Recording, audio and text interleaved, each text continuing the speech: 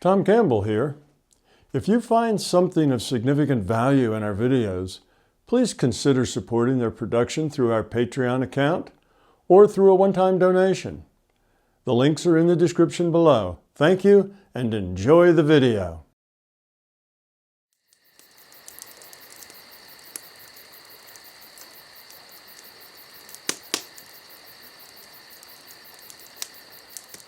All right, Carolyn has one question to follow up. I wanted to ask you about my fear of inadequacy. Like, it seems to be like the fear that influences my choices the most. And I've also noticed during training, meditation, and also remote viewing and healing and all of those other things that I have this sort of very attachment to the outcome. Like every time I'm successful, it's like I start to feel really good about myself, and it's like my ego feels like, oh wow, I am adequate, it's like this little sort of validation that I get every time I have a success with something. But I do also feel like that limits me and my abilities. Because I do take it very personal what it has to say about me that I'm able to do those things. Yeah, well, the trouble with being overjoyed that you can remote view and get it right is that then you're crushed when you get it wrong. And then, oh, what's wrong with me? Why can't I get it right all the time? Oh, well, I just must not be good enough.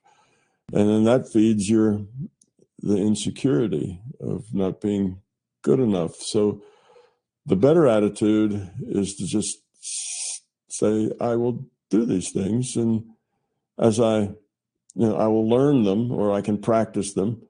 And I'd like to understand them. They don't have to work. Sometimes they work, sometimes they don't. And then try to figure out, why is it that they don't? Oh, it's my mind. My mind is settled down. I get the ego. I want them to work too much. I have performance anxiety. I need them to work. And then they stop working. So then it takes you back and say, well, I need to get rid of that fear. I need to just let it be however it is. And I need to be able to access the data in the databases and remote view and heal and do all those things just because I can. Not because I need to or prove anything to myself, but because I can help people. So you have a sense of not being worthy, not being confident, and that it affects all your choices. So how are you going to be more confident? What can you do to be more confident or to build confidence? One is that you can stop having expectations. You can stop saying, well, I expect to be able to do things right, and I expect to be able to get right answers. And if I'm not, then I need to fix that. There's something wrong with me if I don't get the right answers or if I don't do it right. So expectations are a problem. You may expect too much of yourself. You expect too much of yourself because you're not satisfied with yourself. So if you could just be authentic and be yourself and let that be enough, and then change yourself when you see a need to, when you see that there's something that you need to be differently, then change that. But don't judge yourself on what you expect of yourself. You expect yourself to be perfect in all ways. You'd like to be that. But it's better to just be authentic and be who you are and not have a need to be right. Just be who you are, and that's good. I don't know if that'll help or not, but it's very difficult to get people who don't have confidence to have confidence, because they don't have confidence that they can gain confidence. And the lack of confidence undermines the gaining of confidence. So it's one of those things where you have to pull yourself up by your bootstraps a little bit at a time. But I'd say expect nothing. Just be who you are with no expectations. Maybe that'll help a little bit. Don't punish yourself when you're not perfect. When you do things that are, you look back at them and you say, oh, see, I shouldn't have been like that. I shouldn't have gotten angry. I shouldn't have been upset. That's all about me. Oh, I'm not good enough. You see, that's the wrong conclusion. It's not I'm not good enough. It should be, oh, I need to change that. Because you're confident that you can be good enough. You can be grown up. You can be a being of love. It's just you have a lot of things to do yet. You have to change things, and changing it takes time. So you become negative towards yourself when you don't measure up to your own expectations or your own what you want to be. And that's a problem. Many people do that, and that'll hold you back.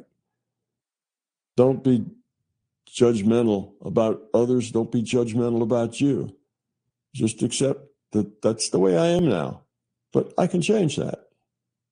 And I'll work on changing it. And it's a lifetime's work. And I'll probably have some done that I'll need to work on it some in the next lifetime too. I probably won't get it all done this time, but I'll work on it the best I can. And if you have that attitude, then you won't feel negative about yourself. Being inadequate starts with negative feelings about you, not being all that you think you should be or want to be. But combat that with just accepting who you are, being authentic, and realizing that you have places that you need to grow. You have fears, you have things that you have to deal with, and that you will deal with them. And you'll deal with them not by taking a pill or reading the right book, but you'll deal with them by having a strong intent to get over it, to get beyond it, to let that fear go. And every time you start to mess up, whatever that is, get angry, get upset, feel bad about yourself, you'll stop and you'll say, that's not helpful. That judgment is not useful. All right, I'm going to be different. I'm not going to beat myself up because I am who I am. I'm going to accept that and then try to change. That's a more positive attitude. I don't know if that'll help any, Caroline, but that's about the best that I can do, because it's a very hard process to get out of once you're in it. Because when you feel inadequate and not good enough, then you'll do something that will just prove that's true. Oh, see, I just got angry. I got upset. Yeah, see, I'm inadequate. And then that negativity will keep you from growing. So you don't accept that. You just accept who you are and that you can change and that you will change with time. All you need is people in your life to have patience and accept you however you are and deal with you however you are. Mm. And then And you what just if I be don't you. feel? And what if I don't feel accepted by the people I'm surrounded with? Well, then you have two choices. You can change, or you can find other people. The people around you are too hard on you and just can't let you be who you are and accept that you're a work in progress. Then you need to find people that can accept you just the way you are and that you are a work in progress, because everybody's a work in progress. And to be judgmental that you're not good enough, then that's not really a very good person anyway. So what you need to do is try to change. Say, okay, I've got these issues. These issues cause trouble. And I will try to do better. I'll learn. I'll grow from it. I won't let it happen again. I start feeling it happening, I'll stop it. won't let it happen again. So you get committed to that you have to put forth the effort to fix it. And others around you will have to be committed that you're doing the best you can to deal with it. And they will have to take you the way you are. Now, if you can deal with that fear, then you'll be in a way that's easier to take. If you don't deal with that fear, then maybe you'll be harder to take. So it's something that has to just work itself out together in your relationships. You have to be who you are, but you also have to be serious about changing who you are. And others have to accept you the way you are, because they can't force you to be any way other than you are. You're the only one that can grow yourself. All they can do is give you an environment of safety, an environment of caring, such that you can,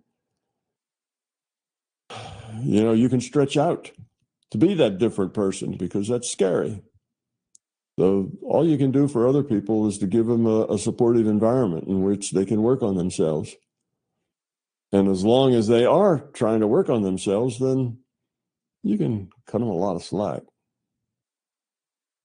So you'll just have to find that situation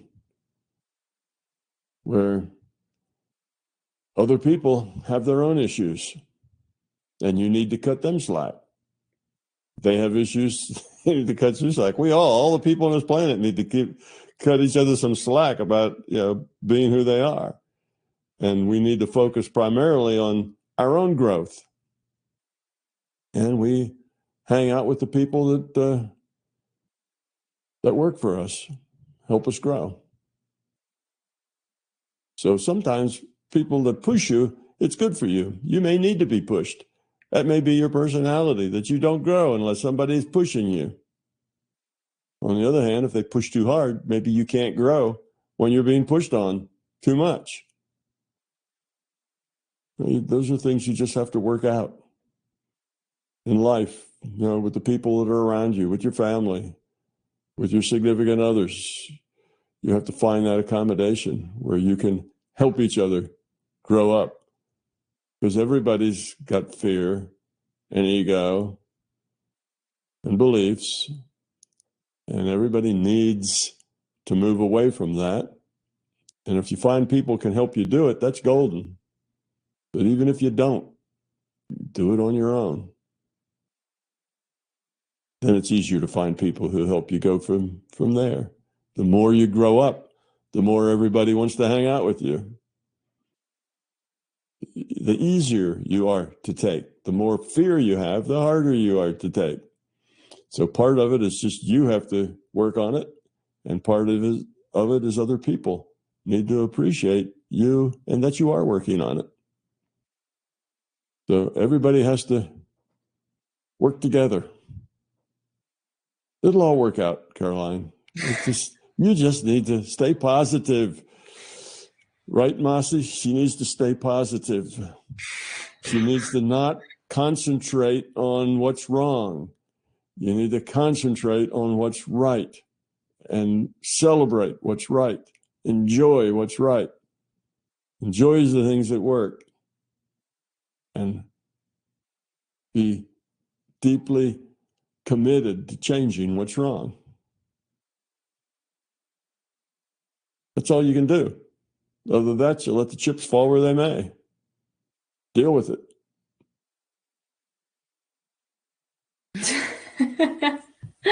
Yeah, thank you. And so, because I have been also taking that advice from you, and I've been every time I'm catching myself with negative self-talk or judging myself, I kind of go into this I don't want to be this way. I don't want to be this way. And then, but sometimes I feel like I'm getting trapped, because I feel like I'm getting this negative emotions and I feel like I want to get rid of it. But because I sort of don't, I feel like if I don't accept it as a part of me first, I feel like there's a lot of resistance. Exactly. You have to own it first. Yeah, that's the first step in getting rid of a fear, is you have to own that fear. You have to say, that is me. I am like that. I have that fear. The second step is saying, I don't want to be like that. I don't want to have that fear, and I want to get rid of it. But step one is owning it. Yeah, you can't throw away what you don't have. If you don't have it, if you don't own it first, then it's really hard to get rid of it. And it can be a big step. These things take time. Don't push yourself too hard. Say, okay, between now and the next decade, I'm gonna deal with these things. Work on it, but don't beat yourself up. Like everybody else, you're doing best you can with what you've got. Just keep doing that. Everything else will work out all right. Be positive. Don't look at the things you're not. Just be positive. Look at the things you are. Look at the things, look at the good things you bring to the table. Look at the positiveness. Focus on that. Be aware of the negative because you're working on getting rid of it, but focus on the positive. Same with everybody else. Focus on everybody else's positive and let their negative aspects go. That's something for them to deal with. Just interact with the positive part. The negative part, just let it go in one ear and out the other. Don't process it.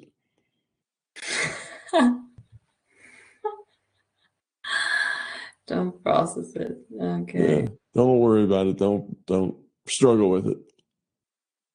Don't take it personally. It's their problem. Okay, but so what do I do then? To just if somebody's for example angry about me about something, then I just let it go. Then I just let it go. Just let it go. Okay, they're angry. If they're angry, that's their fear, their ego, right? Angry. Anger doesn't come from a place of love. Let them deal with it. It's their thing to deal with. If somebody's angry with you, then they have to deal with that. Just let it go.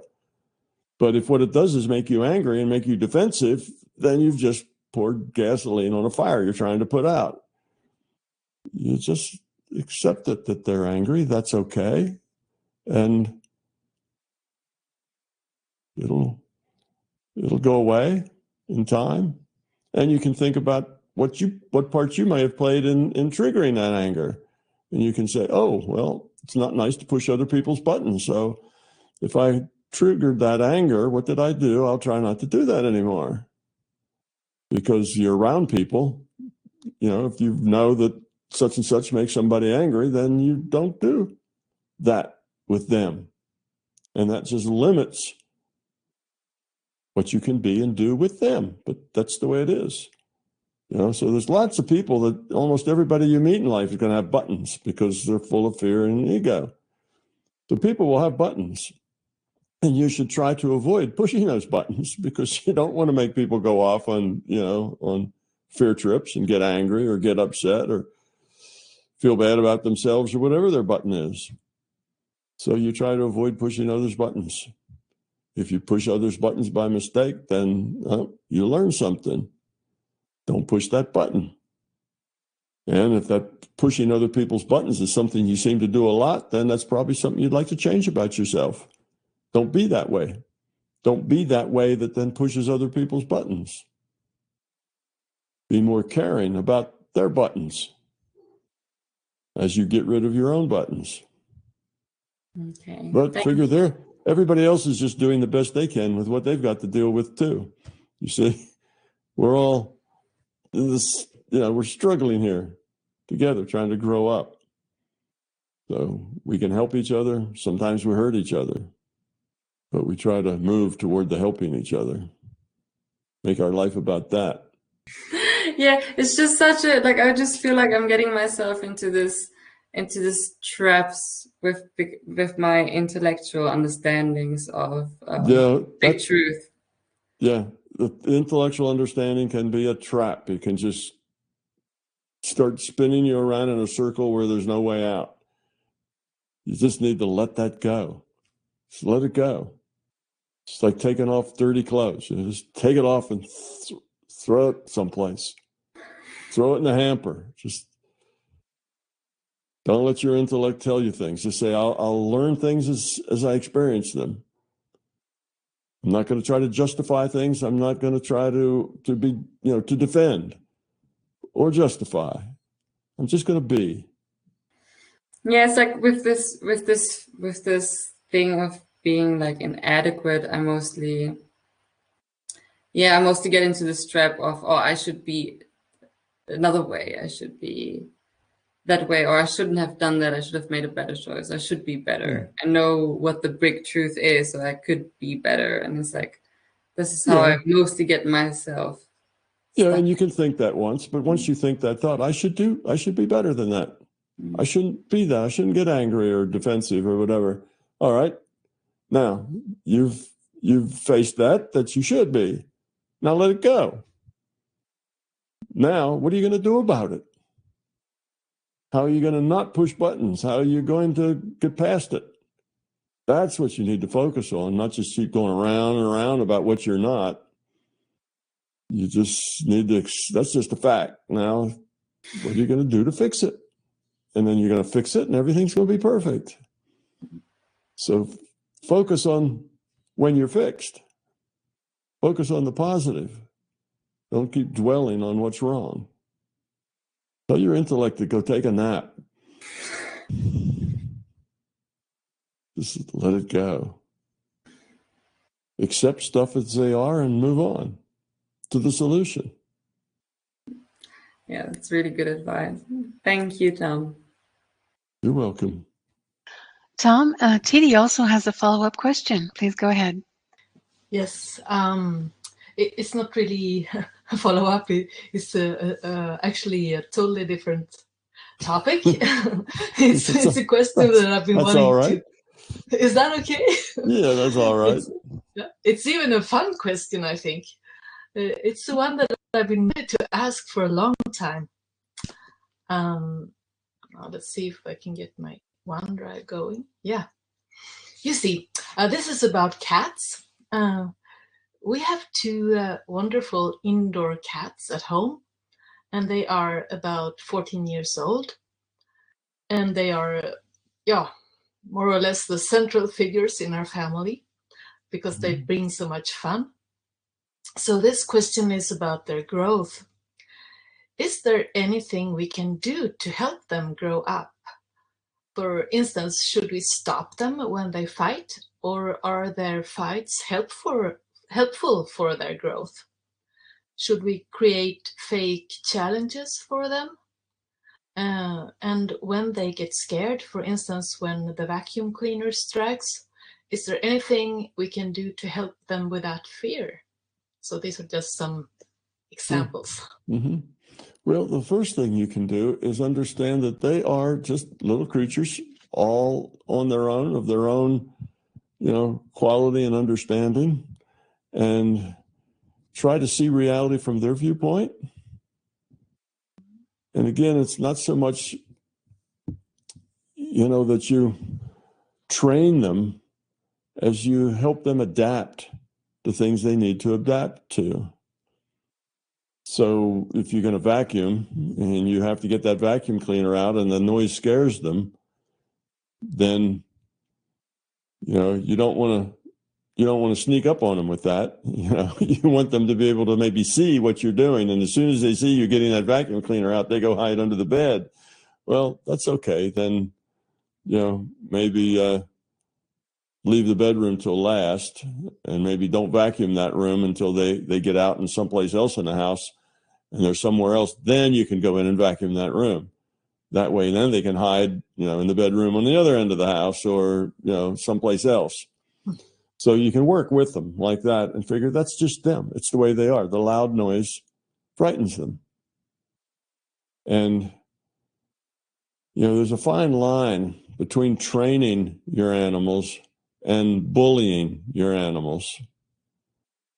You want to get your animals to be good citizens in your house and to not do things like you don't want your cats to scratch the furniture with their claws, So there's certain things you can demand, and you can train them just by repetition and repetition, but it needs to be positive.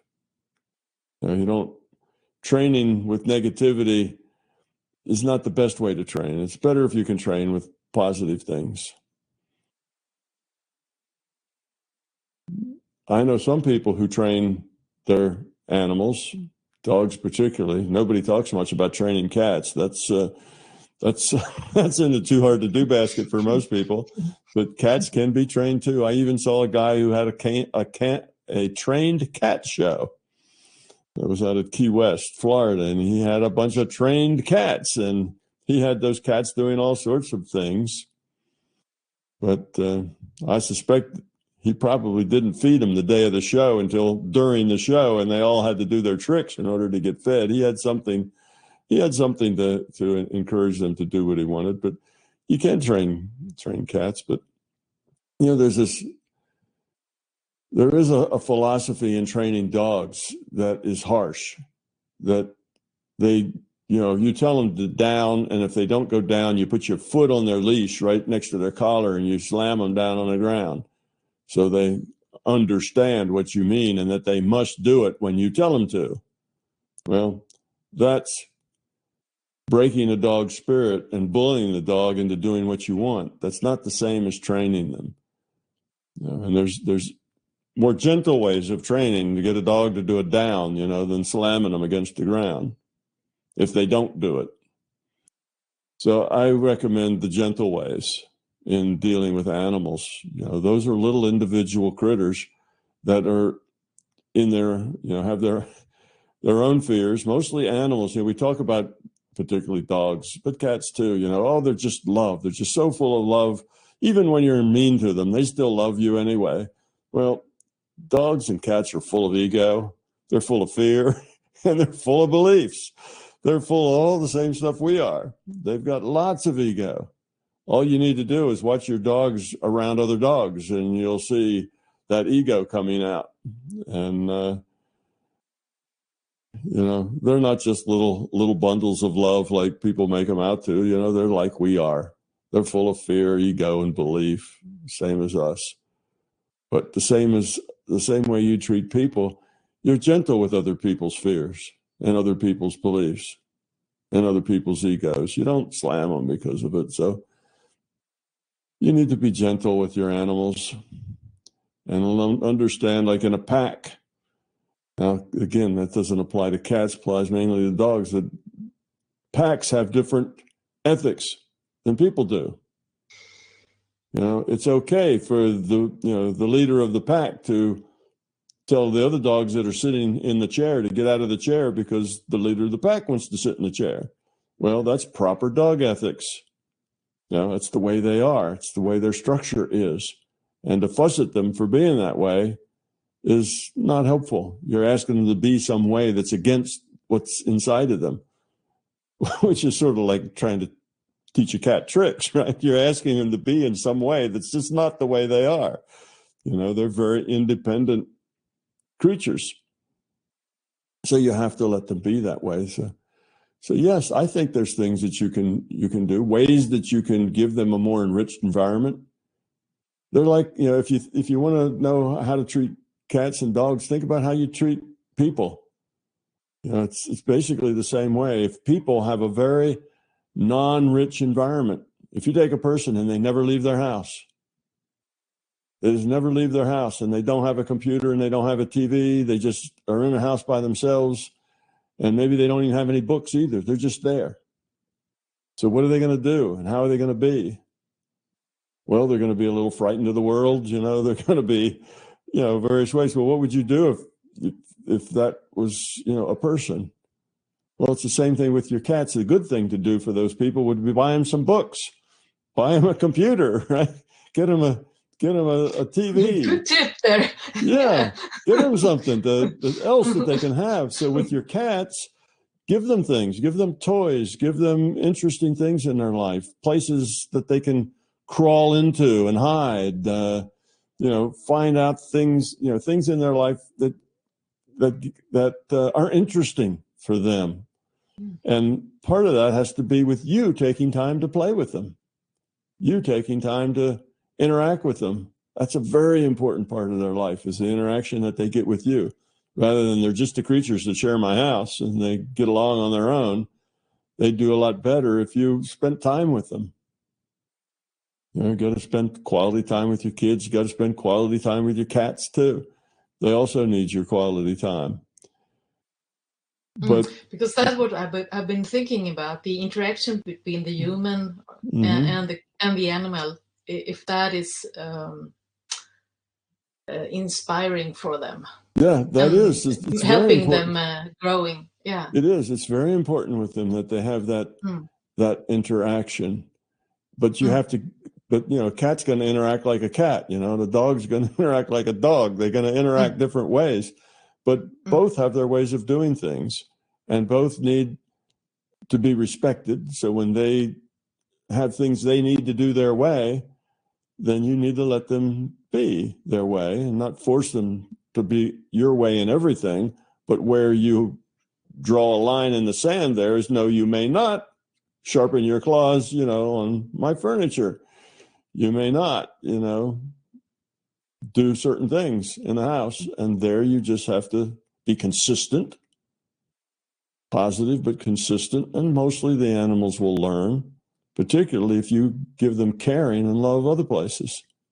They will learn. But yes, your interaction with them is very important to them, and their interaction with each other. If you got more than one cat, that's very important too. But what do you think about, because I've been also studying them when they are fighting. They are two, it's one sister and one brother, and they fight, well, maybe 3 or 4 times. Well, maybe once a day. Just so like all sisters and brothers. Is that instincts, and is this something they learn from, or is this something that we should maybe split them when they do that? Because it's negative for them. I don't know. If when they're done, one of them has to go to the vet and get sewn up, then you need to stop it. No. If when they're done, they both just get up and walk off in their own way, and nobody's really hurt, then let it go. It's what they're doing. It's their own way of doing things. Now, if one of them is constantly trying to escape and the other one is pursuing them, then I'd step in to give that one that's trying to escape, a break. But as long as they just interact with each other, and 3 or 4 times a day they get in fights, well, that's just them. That's their nature. And I'd let them do whatever they do as long as nobody's getting hurt. So as long as they both seem to be on the same sheet of music, they both want to fight. It's not just one pursuing the other, then you should step in. But if they both seem to want to fight in an equal amount, maybe one starts it most of the time, but if they both get into it, then just let them be. They're just being cats. They're just being animals. It's part of their world. I wouldn't try to make them live up to human levels of ethics. If your children were to start fighting each other like that 3 or 4 times a day, I'd say separate them. That's not acceptable behavior. But we can't expect animals to live by, human behavior rules. They're not the same. Just like dogs in their hierarchy, they've got hierarchies in their pack. And if you've got 4 or 5 dogs in your house, that hierarchy is going to show itself in ways. And to humans, well, that's rude. Pushing the other dogs off the couch so that this dog could get on the couch. That's not fair. Well, in their world, it's not only fair, but it's necessary. That's the pack. That's the way life is supposed to be. And they're not humans. And if you're lower in the pack that you have to get up and move, you don't do that begrudgingly. You do that because you need to, because that's just the way life is. So the ones that get displaced, they're not like humans being disgruntled. A big dog pushed me off the couch. They don't feel like that. They just feel that is part of the way their life works. Big dog gets to sit where the big dog wants to sit. Other dogs accommodate. And it's the way they are. Nobody finds that to be a problem. Even the smaller dogs don't find that to be a problem. It's just life. My son had a small dog, and it had the strangest behavior is it wouldn't eat until he came home from work. That's because the big dog gets to eat first. And that dog, my son was the leader of his pack. It was only the one dog. So there was a pack of two. My son was the leader of the pack, and his wife was probably just another part of the pack. And the dog put himself in there someplace, but the dog refused to eat until my son would come home and eat. And if it didn't feed it all day long and it was hungry, it still wouldn't eat because it wasn't appropriate for it to eat until the leader of the pack eats first. So they just have that, and to try to force them to do something different is not nice. The dogs have their own rules about life and how things should happen and the order they should happen in, and you have to let that go. Now, cats probably do too. I've had a cat when I was little, but I haven't had cats for a long time, so I'm not up on, cat rules. But I'm sure cats have their own rules about who gets to sit, on top of the bookcase and who doesn't. And mostly you have to let them work that out in their own and not impose your own human ethics on them, as long as they're not hurting each other, or one's not, stalking the other one and forcing, one cat's not bullying the other cats. Then you can put a stop to that. It sounds like both your cats enjoy the fight equally much. It's just something they do. Yeah. I think it might be a game for them, or they're playing, I think. Yeah, it is. Yeah.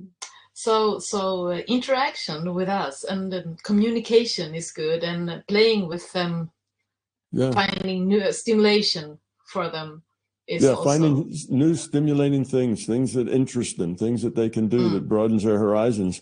And often with dogs, the way you do that is you take them out. Take them out on a leash. You take them with you when you go to stores that allow dogs to be in the store, and you let them be with you as you do things in your life. Yeah, it's a little more trouble, but it's good for the dog to have a more interesting life.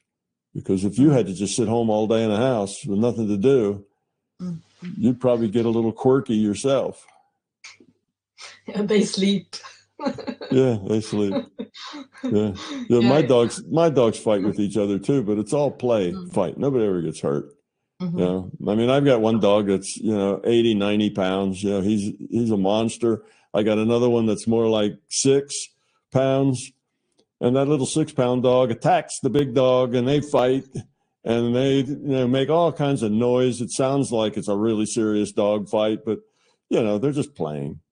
They're just having fun, and nobody ever gets hurt. But it doesn't sound that way. It probably is not fun if you don't actually put your voice into it, and get into it. It wouldn't be fun. But I don't break those things up. I let them go do that because it's just part of whatever, it's what dogs do. And they both like it. Well, at least the little dog likes it. It's the little dog that goes around biting the big dog's feet saying, play with me, play with me, play with me. And the big dog says, go away, go away, go away. And then eventually they end up playing with each other. The little dog usually gets its way and they end up playing. But while they're playing, you can't even see the little dog. It's almost covered by the big dog, and you think the poor little thing's being killed. It's squealing. It's not doing anything. It jumps up, it runs, and it starts it all over again. They're just being dogs. But I think boredom is the biggest problem that animals have in a house, is that they're just left to their own accords, and they don't get out much. And they don't have a very interesting... They don't have a whole lot that gets them excited. That's why they're so happy when you go get a leash. They start jumping up and down if they're dogs. And I don't know about your cats. If they're indoor cats, you need to have toys and things for them to play with, and get a little laser pointer and shine a little red dot on the floor. Let them chase that around. Do some things like that with them to just give them something else to do other than sit around and sleep. Thank you. Okay, Tom, we're going to wrap up the session with a question from Cheryl. Cheryl wasn't able to make it today, so I'm going to read this for her. As the process of getting rid of fear continues, that seems to be a subject here today, I become easier and easier to see all the hurt I caused others out of fear. The more I see and learn about myself has caused me to see that I used to be a rascal. I saw someone close to me suffer in unimaginable ways, which made me assume that anyone close to me is in mortal danger of suffering and then dying. Children think crazy things. I thought he got sick and died because I loved him and I needed him. I assumed that if I needed anyone or got close to them, that they were going to get sick and die too, which may be why I became a nurse, as that if being around me made them sick, I could do it. I could fix it. In other words, two things. How does recovering rascal learn not to be so hard on themselves? You can just picture Cheryl saying this, right? Even though they did cause others pain. And two, how can I get better about physical suffering in others, as I'm still very sensitive about this? I know the sensitivity is because of my fears on the subject. I want to be caring and supportive of others who are suffering, which I am when I encounter it. It just seems that it wrecks my mind dealing with health issue suffering. Do I just need to keep working on the fear and stay away from others who are having these problems until I get better? I'm not sure how to do this, not wanting help making my choices. I'm just searching for a better understanding on this matter so I can make better choices. Almost slipped into a Texas accent there, but I thought better of it. Well, people have experiences when they're young and they read an awful lot into it, and it can change them for the rest of their lives. Many fears, particularly the fear of being inadequate, is picked up when you're small. You don't get enough attention. You are constantly told not now.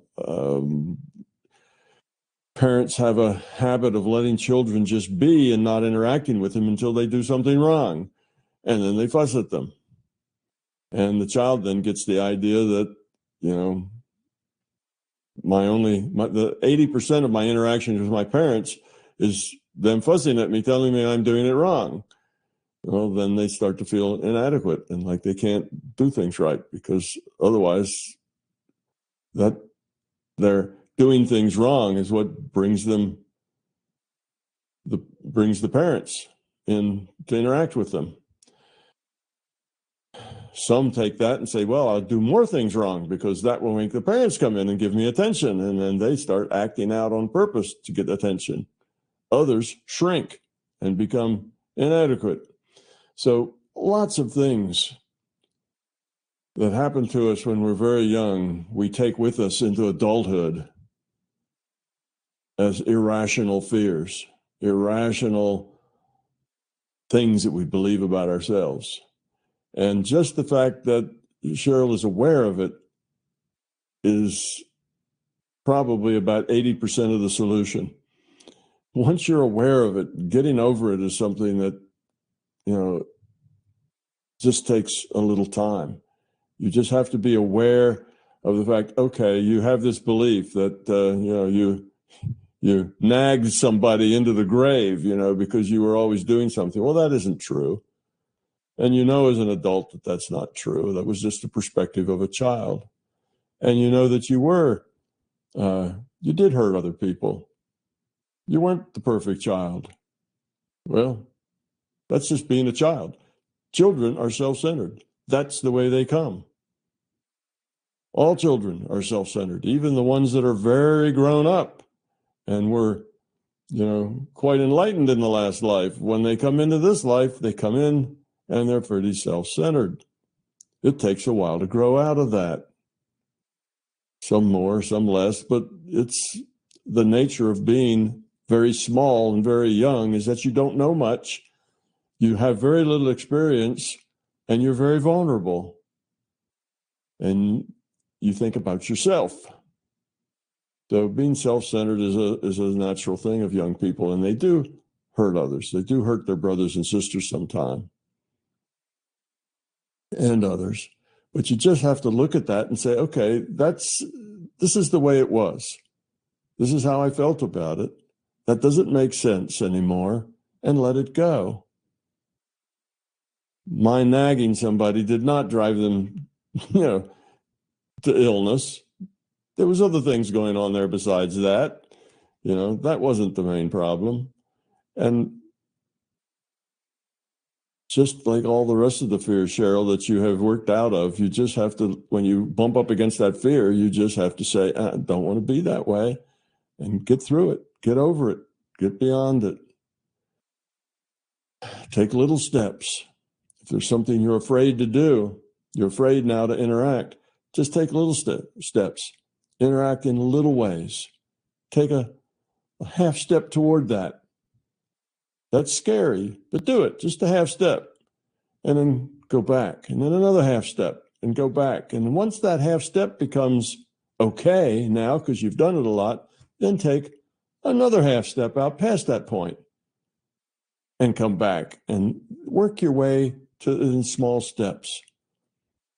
That's how people overcome all sorts of mental beliefs and phobias, things that are buried deep to the point that they don't even know why they're afraid of spiders. They just are.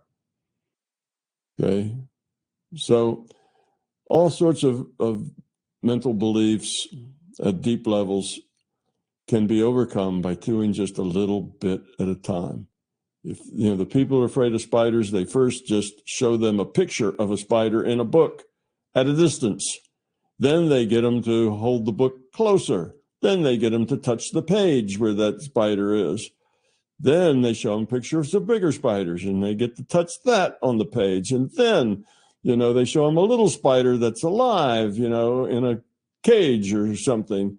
And they get them to come up close to that. And just little tiny steps at a time, over time, they can walk somebody out of a total fear of spiders to being where they can get along fine with spiders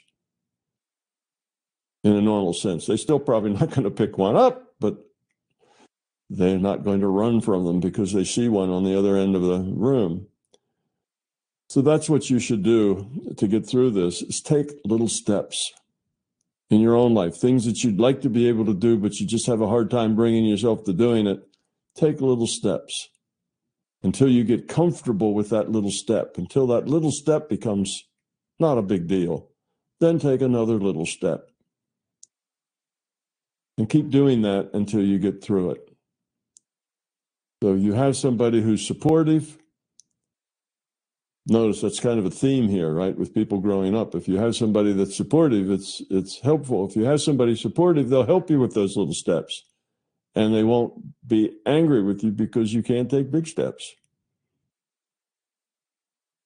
You've done it before, Cheryl. You've gotten rid of a lot of fears. This is just another one on your list. So you attack this one the same way you attack all of them, with resolve, with an intent to get through it, and one small step at a time. All right. Well, that wraps up the session. We have now those of you who have submitted questions from the forum. I know they've been backed up. They're quite backed up a few months, but we are going to get to them. We always give preference to those who are live here at the Fireside Chat. We will do them in a Tom Campbell Answers Your Question video and for YouTube. So they will be answered, and I promise we will get to them. And also any of the questions that we have left over here today too. Thank you all very much. Please consider helping out Oliver with the server, and that can be done through his matrixvision.de website. Thanks again, Oliver and Justin.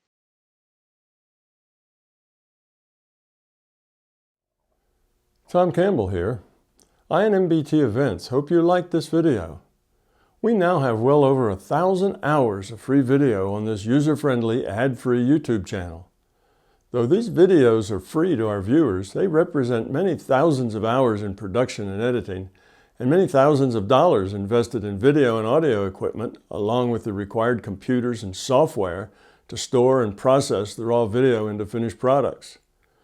So far, all of this content has been funded directly out of our own pockets. Be assured, we will always continue to do what we can. It's our life, our purpose, a labor of love that we will continue to pursue as best we can. However, those pockets are not as deep as they used to be. Thus, we are now seeking to augment our resources with support from our viewers. If you find something of significant value in our videos, please consider supporting their production through our Patreon account or through a one-time donation. The links are in the description below. Thank you.